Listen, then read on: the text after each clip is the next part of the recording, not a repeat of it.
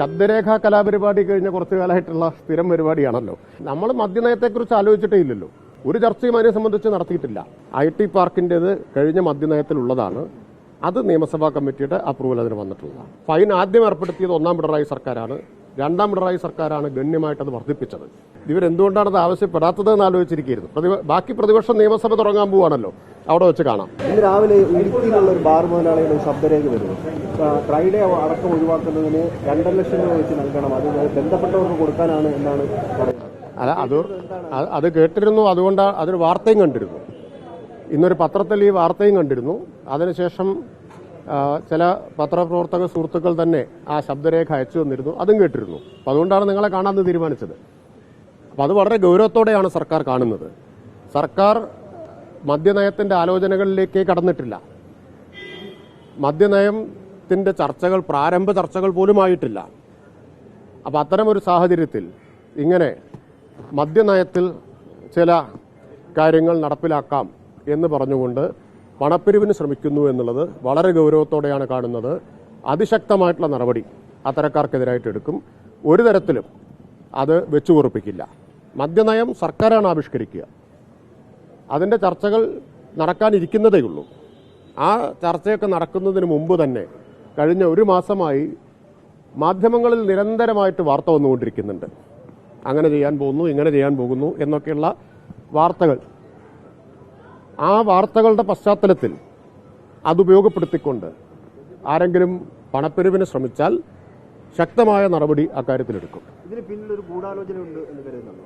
അല്ല, ബാക്കി കാര്യങ്ങൾ നമുക്ക് നോക്കാം. എങ്ങനെയാണ് ഇത് ഈ ശബ്ദരേഖാ കലാപരിപാടി കഴിഞ്ഞ കുറച്ചു കാലമായിട്ടുള്ള സ്ഥിരം പരിപാടിയാണല്ലോ. അപ്പോൾ ബാക്കി കാര്യങ്ങൾ ഞങ്ങൾ നോക്കട്ടെ.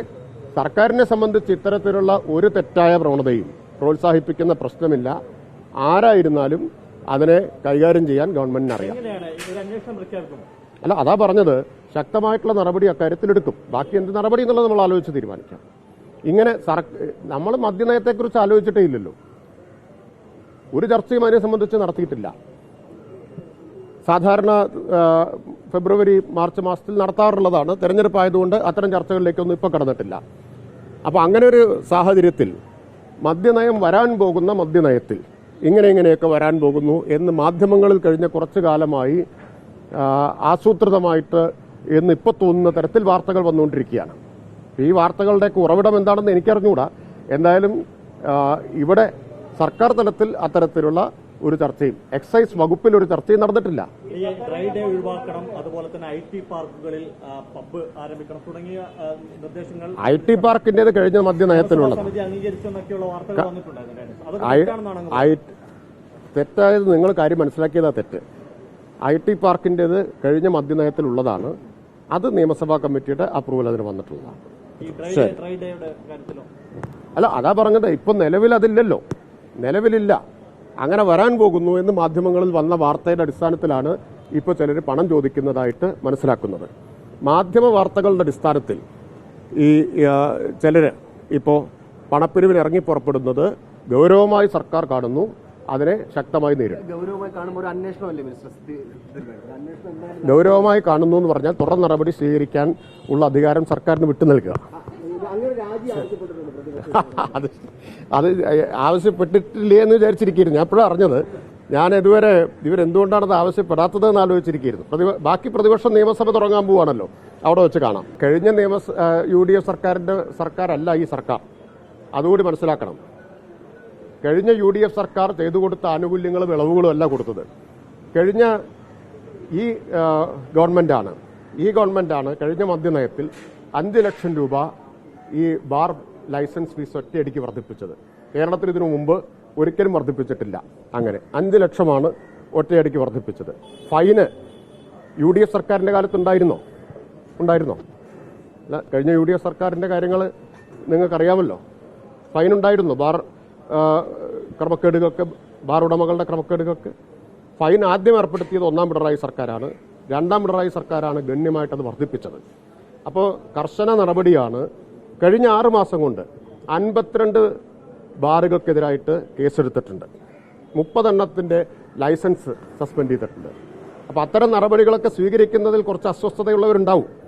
ഇനിയിപ്പോൾ ഈ ശബ്ദരേഖ പുറത്തുവിട്ടയാളുടെ ബാറിലും പരിശോധന നടന്നിട്ടുണ്ടോ എന്നുള്ളത് എനിക്ക് അറിഞ്ഞുകൂടാ. കർശന നടപടികളാണ് സർക്കാർ സ്വീകരിച്ചുകൊണ്ടിരിക്കുന്നത്.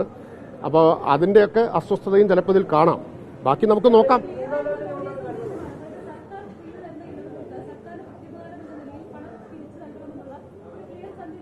ഏതളവിനാണ് 5 ലക്ഷം ലൈസൻസ് ഫീസ് കൂട്ടിയതാണോ ഇളവ്? അല്ല, അങ്ങനെ സർക്കാർ തീരുമാനിച്ചിട്ടില്ലല്ലോ.